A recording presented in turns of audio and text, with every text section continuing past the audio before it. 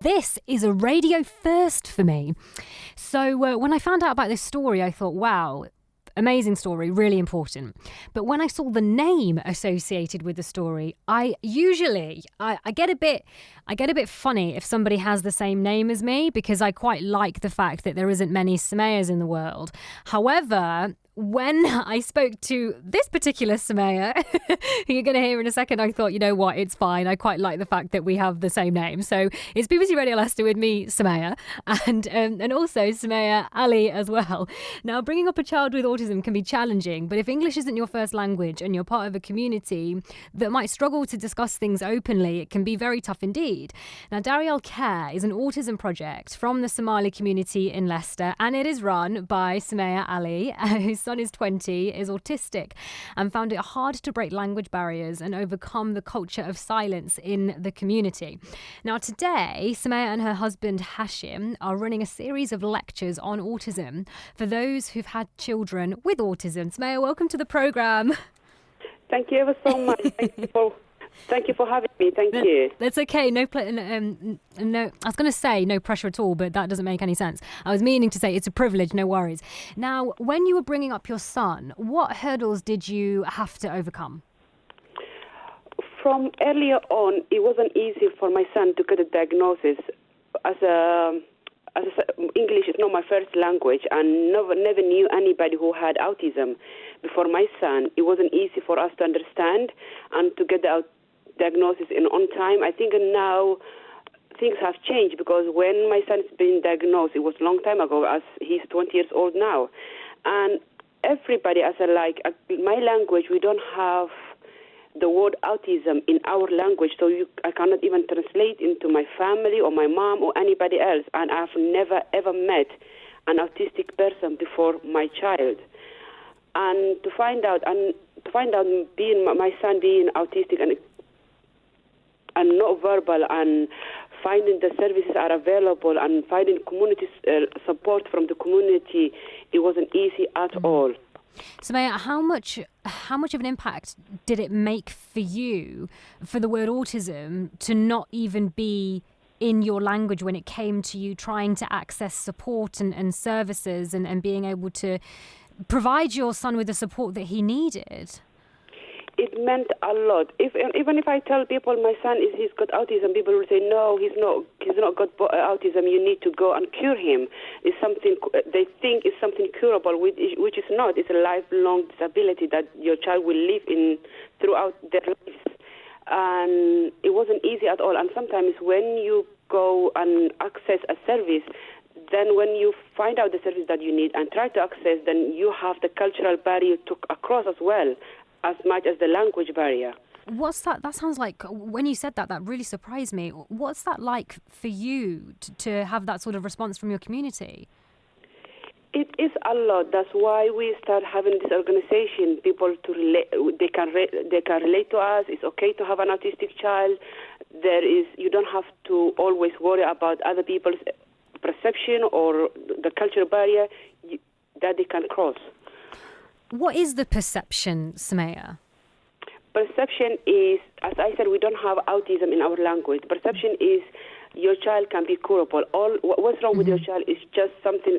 Some people, they think your child being possessed and it's curable. Some people, they might think your child has got black magic or something like that, which is not the case.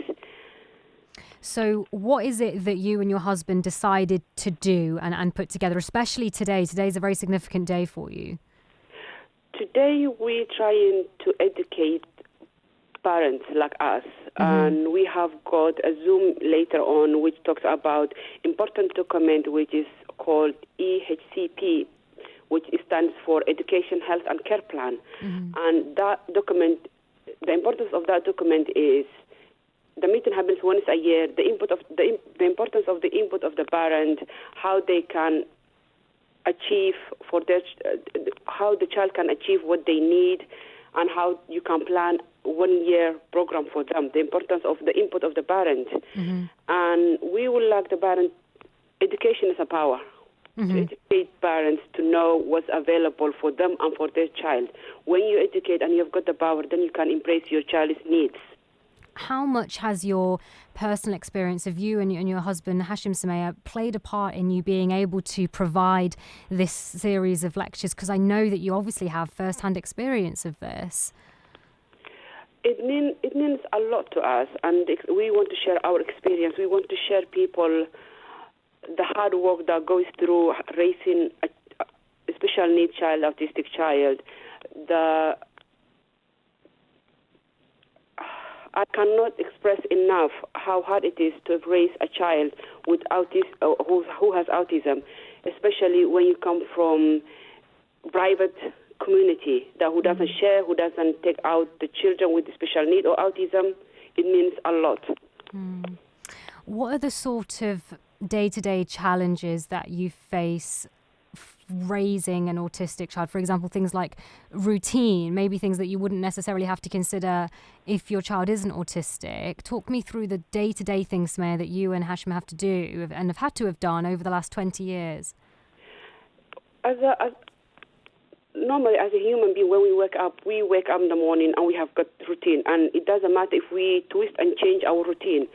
For autistic child or person, means a lot to them. Their routine has to be always the same, every day, throughout, every month, every year has to be. So now we are in a COVID challenge. Everybody is. For a child who has autism, it's not easy for them to understand why they don't have to go to school, why they have to stay in home, why they don't have to go to college, because that means changing in their routine, and they don't cope well with it. And without the preparation, telling them your child, tomorrow you cannot go to school because of COVID, everybody's struggling in this situation. Imagine a child and a young person who doesn't have the same ability as us just to understand, and at the same time, that needs a preparation, the impact it can have on them and their parents and their siblings at the same time.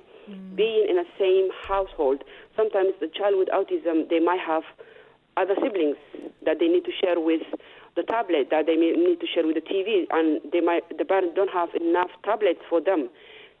They cannot cope that environment for them, and for the children and for the parent is extremely hard, really hard. Now, despite the challenges, I know that your son's actually done really well and is striving, which is brilliant to hear. Tell me a little bit more about him. My son, oh my goodness, I'm so proud of him. Now he lives by himself, obviously with support. Yeah.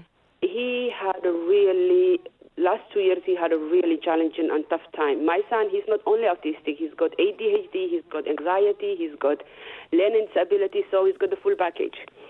So last 2 years, due to changes, he really struggled to cope with. Now, we cannot be more proud. He lives by himself. He loves cooking his food. He loves going. He plans his menu for the next week. He goes for shopping. He is really thriving. And that's the thing that I want to share with other parents. Every child has got their own ability. There is things that you can unlock and embrace and your child can achieve. Just find out what your child's strong ability is and work on that. It can be your child loves maths and they thrive maths, but they don't know nothing about computer. It's just an example. Work on that and make them thrive and make them fun for them. If they don't learn the way you teach them the way that they learn. End of the day, it's about them. And every child, honestly, if they find the right resource and the support, they will thrive. Now, Saamiya, you're running a series of lectures on autism for others as of today. Where can we find out more? We have got a Facebook page, and people can contact us on thereal.autism@gmail.com. Brilliant. And then that's how you can also take part. Well, listen, Saamiya, it's been a real pleasure. I know that is your first lecture at 2:30 today? Yes, it is 2:30 today. Anybody is welcome. It will not only Somali community, everyone who has a special needs child, disabled child, autistic child, anybody's welcome. This document is really important for our children, and it's called Education, Health and Care Plan. Brilliant. Saamiya, listen, it's been a real pleasure speaking with you. Thank you so much for your time, and do keep in touch as well. Thank you for having me. It's really a pleasure to talk to you. Thank you ever so much. It's okay, no worries at all. Saamiya Ali there from the Daryeel Care Autism Project for the Somali community in Leicester, or anybody, by the sounds of it, who has a child with a learning disability. They're running a series of lectures starting today to provide support for you. If you wanted any of the details repeating, pop me a call for free on 0808 100 1049. It'll be a pleasure to pass